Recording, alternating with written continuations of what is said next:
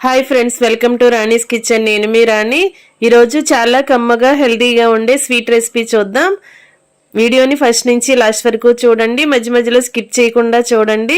జీడిపప్పులు, బాదం పప్పులు, అలాగే వేరుశనగ పప్పులు, నువ్వులు అవన్నీ కూడా నెయ్యిలో ఫ్రై చేసుకుని చక్కగా చేశానండి. చాలా కమ్మగా టేస్టీగా ఉంటుంది. ఆ ప్రాసెస్ అంతా చూడండి. అలాగే ఛానల్ని ఫస్ట్ టైం వాచ్ చేసిన వారు సబ్స్క్రైబ్ చేసుకుని పక్కనే ఉన్న బెల్ బటన్ని క్లిక్ చేయండి. ఇంకా ప్రాసెస్లోకి వెళ్ళిపోదాం. ఒక మిక్సింగ్ బౌల్ తీసుకుని 1 కప్పు నిండా మైదా పిండి తీసుకుని గిన్నెలోకి వేసుకోండి.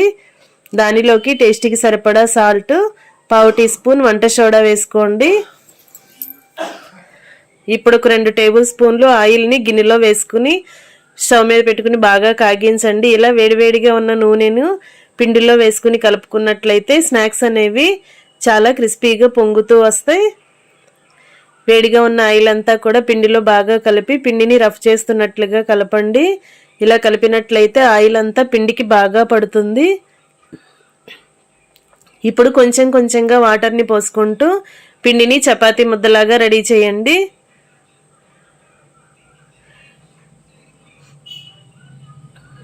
వాటర్ అనేవి ఎక్కువగా పట్టవండి. మనం ముందుగానే ఆయిల్ వేసుకుని పిండిని కలిపాం కదా, కొంచెంగా వాటర్ పోసుకుంటే సరిపోతుంది. ఈ విధంగా బాగా కలపండి. పిండి అంతా కూడా ఇలా సాఫ్ట్గా చపాతీ ముద్దలాగా రెడీ అయింది కదా. ఈ గిన్నెకు మూత పెట్టుకుని ఒక అరగంట పాటు పక్కన పెట్టండి. నెక్స్ట్ ప్రాసెస్ చూద్దాం. ఇప్పుడు ఒక అరకప్పు జీడిపప్పులు, అరకప్పు పల్లీలు, అలాగే అరకప్పు బాదం పప్పులు తీసుకోండి. బాదం పప్పుల్ని ఇలా మధ్యలోకి కట్ చేసి తీసుకోండి. అలాగే అదే కప్పుతో 1/2 కప్పు తెల్ల నువ్వులు కూడా తీసుకోండి. ఇప్పుడు కుకింగ్ స్టార్ట్ చేద్దాం. స్టవ్ ఆన్ చేసి కళాయి పెట్టుకుని 1 టేబుల్ స్పూన్ నెయ్యి వేసుకోండి. ఈ నేతిలో డ్రై ఫ్రూట్స్ అన్నీ కూడా బాగా ఫ్రై చేయండి. ఇలా గరిటెతో కలుపుతూ ఫ్రై చేసామంటే పప్పులన్నీ కూడా కరెక్ట్గా ఈవెన్గా ఫ్రై అవుతాయి. ఫ్లేమ్ సిమ్లో పెట్టుకుని ఇవన్నీ కూడా దోరగా ఫ్రై చేయండి. ఇలా ఫ్రై అయిన తర్వాత అన్నీ కూడా ఒక గిన్నెలోకి తీసేసుకోండి.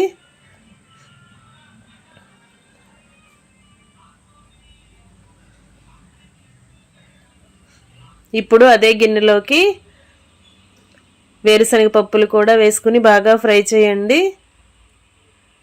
నెయ్యి కనుక సరిపోకపోతే ఇంకొంచెం యాడ్ చేసుకుని ఫ్రై చేసుకోండి. ఇవి కూడా కరెక్ట్గా ఫ్రై అయిన తర్వాత అవన్నీ కూడా గిన్నెలోకి వేసేసుకోండి. ఇప్పుడు పప్పుల్ని బాగా చల్లారనిచ్చిన తర్వాత మిక్సీ జార్ తీసుకుని డ్రై ఫ్రూట్స్ అన్నీ కూడా దానిలో వేసేసుకోండి. జారులోకి వేసేసుకోండి. ఇలా బాగా చల్లారిన తర్వాత వేసుకోండి. ఇప్పుడు తెల్ల నువ్వులు కూడా వేసేసుకోండి. ఇప్పుడు ఒక ఇలాచీ వేసుకోండి. దీనికి మూత పెట్టుకుని మెత్తగా గ్రైండ్ చేయండి. ఈ పప్పులన్నీ కూడా బాగా నలగాలి. గ్రైండ్ చేసిన తర్వాత చూద్దాం. ఇలా బాగా నలిగింది కదా. దీనిలోకి ఒక అరకప్పు ఎండు కొబ్బరి తురుము వేసుకోండి. స్వీట్ అనేది చాలా బాగుంటుంది. ఎండు కొబ్బరి వాడకపోయినా కూడా స్వీట్ అనేది చేసుకోవచ్చండి. ఎండు కొబ్బరి ఉంటే వేసుకోండి. అలాగే ఒక 1/2 కప్పు వరకు బెల్లం తురుము వేసుకోండి. స్వీట్ ఎక్కువగా తినేవారు 1/2 కప్పు వేసుకోండి, లేదంటే అరకప్పు బెల్లం అయినా సరిపోతుంది. ఇవి రెండు కూడా బాగా పప్పుల పొడిలో కలిసేంత వరకు బాగా కలపండి. ఇలా గ్రైండ్ చేసిన తర్వాత అన్నీ కూడా బాగా నలిగాయి. దీనినంతా కూడా ఒక ప్లేట్లోకి తీసేసుకోండి. బాదం పప్పులు, జీడిపప్పులు, వేరుశనగ పప్పులు, తెల్ల నువ్వులండి, అలాగే ఎండు కొబ్బరి తురుము, బెల్లం తురుము కూడా అన్నీ కూడా బాగా నలిగాయి. 2 యాలకులు కూడా వేసుకుని బాగా గ్రైండ్ చేసిన తర్వాత మనం ఉండలాగా చుట్టినట్లయితే ఇలా గట్టిగా రావాలి. ఈ విధంగా గ్రైండ్ అవ్వాలి.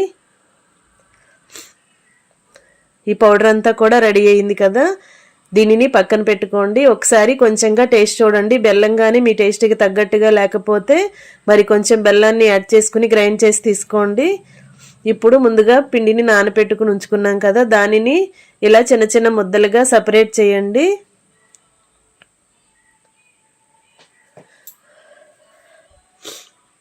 ఇలా తీసుకున్నాం కదా. ఇప్పుడు పూరీ పీటకి పొడిపిండిని అప్లై చేసి ఎంత వీలైతే అంత పల్చగా పూరీలాగా వత్తండి. మనం పిండి కలుపుతున్నప్పుడు వేడివేడి నూనెను పోసి కలిపాం కదా, పిండి అనేది చాలా సాఫ్ట్గా వస్తుందండి. చపాతీ అంతా కూడా ఎంత వీలైతే అంత వెడల్పుగా స్ప్రెడ్ చేయండి, పల్చగా చేసుకోండి. ఇలా చేసుకున్నాం కదా, ఇప్పుడు పై అంచుని కిందంచుని కట్ చేసి తీసుకోండి. ఇలా క్రాస్గా ఉన్న అంచంతా కూడా కట్ చేసేసి పక్కన పెట్టేసుకోండి. ఆ కట్ చేసిన ముక్క కూడా తర్వాత చపాతీలాగా చేసుకోవచ్చు. ఇలా 2 అంచుల్ని కట్ చేసుకున్నాం కదా, ఇప్పుడు పూరికి మధ్యలోకి 2 ముక్కలు సమానంగా వచ్చేలా ఇలా కట్ చేసి తీసుకోండి. ఇలా 2 షీట్లు రావాలండి. ఒక్కొక్క పూరీని ఇలా 2 భాగాలుగా కట్ చేయండి. ఇలా నిలువుగా పొడవుగా కట్ చేసి తీసుకోండి. ఇప్పుడు ఒక షీట్ని నిలువుగా వేసుకుని దానిపైన ఇంకొక షీట్ని అడ్డంగా వేసుకోండి. ఈ విధంగా నేను వీడియోలో చూపించిన విధంగా పెట్టండి. ఇప్పుడు ముందుగా మనం మిక్సీ జార్లో వేసుకుని గ్రైండ్ చేసుకున్న డ్రై ఫ్రూట్స్ని ఆ లడ్డూని మధ్యలో పెట్టుకోండి. పూరీకి మధ్యలో పెట్టండి. ఇలా నేను చూపించే విధంగా పెట్టాం కదా, ఇప్పుడు ఒక గిన్నెలోకి 1 టేబుల్ స్పూన్ మైదా పిండి వేసుకుని కొంచెంగా వాటర్ పోసుకుని దీనిని లిక్విడ్ లాగా కలపండి. ఉండలనేవి ఏమీ లేకుండా పిండి అంతా కూడా వాటర్లో కలిసేంత వరకు బాగా కలిపి పెట్టుకోండి, పక్కన పెట్టుకోండి. ఇప్పుడు బ్రష్తో కానీ స్పూన్తో కానీ మనం కలిపికున్న లిక్విడ్ని పూరి అంచులకి ఇలా నేను చూపించే విధంగా 4 మూలలకి అప్లై చేయండి. అన్ని మూలలకి ఇలా అప్లై చేసుకోండి.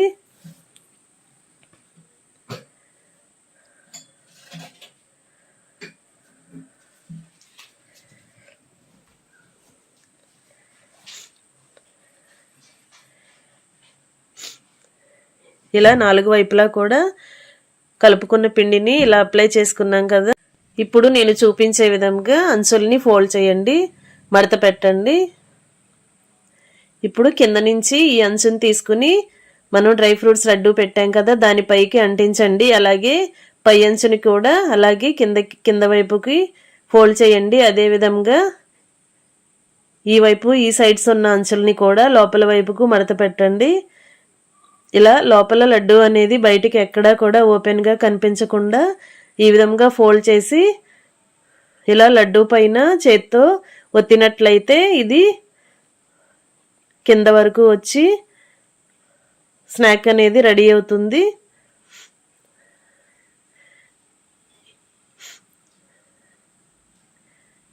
ఇలా ఈ విధంగా అంటించి ప్లేట్లో పెట్టుకోండి. మిగిలినవి కూడా సేమ్ ఇదే ప్రాసెస్తో మిగిలిన పూరీ బాల్స్ని కూడా ఇదే ప్రాసెస్తో పూరీ చేసుకుని దానిని 2 అంచుల్ని కట్ చేసుకుని ఆ పూరీని 2 సమాన భాగాలుగా నిలువుగా కట్ చేసుకున్న తర్వాత డ్రై ఫ్రూట్స్ లడ్డూని మధ్యలో పెట్టుకుని పూరీ అంచులకి మైదా పిండిని అప్లై చేసుకున్న తర్వాత కింద అంచుని పైకి పై అంచుని కిందకి వేసుకుని మిగిలిన 2 సైడ్స్ అంచుల్ని కూడా డ్రై ఫ్రూట్స్ వైపు లడ్డూ వైపు వేసుకుని అంటించండి. మొత్తం రెడీ అయిన తర్వాత స్టవ్ ఆన్ చేసి కళాయి పెట్టి డీప్ ఫ్రైకి సరిపడా ఆయిల్ పోసుకోండి. ఆయిల్ కాగిన తర్వాత మీడియంలోకి ఫ్లేమ్ని అడ్జస్ట్ చేసుకుని మనం రెడీ చేసి పెట్టుకున్న స్నాక్స్ని ఆయిల్లో వేసుకోండి. మనం ఆయిల్లో వేసిన వెంటనే కూడా అవి పొంగుతూ పైకి వస్తున్నాయి, చూసారండి. పిండిని కరెక్ట్గా సాఫ్ట్గా కలుపుకున్నట్లయితే ఈ స్నాక్స్ అనేవి ఇలా పొంగుతూ పూరీలాగా చక్కగా వస్తాయి. వేడివేడి నూనెతో పిండిని కలిపాం కదా, ఇలా డీప్ ఫ్రై చేస్తున్నప్పుడు ఆ స్నాక్స్ అనేవి అలా పైకి పొంగుతూ పర్లు పర్లుగా వస్తాయి. ఒకవైపున బాగా ఫ్రై అయిన తర్వాత వెనుక వైపు కూడా టర్న్ చేసుకుని ఫ్రై చేసుకోండి. ఇలా 2 వైపులా కూడా కరెక్ట్గా డీప్ ఫ్రై చేసుకోండి. ఫ్లేమ్ మరీ హైలో పెట్టొద్దండి. ఫ్లేమ్ సిమ్లో పెట్టినప్పుడు మాత్రమే లోపల వరకు కూడా బాగా ఫ్రై అవుతాయి.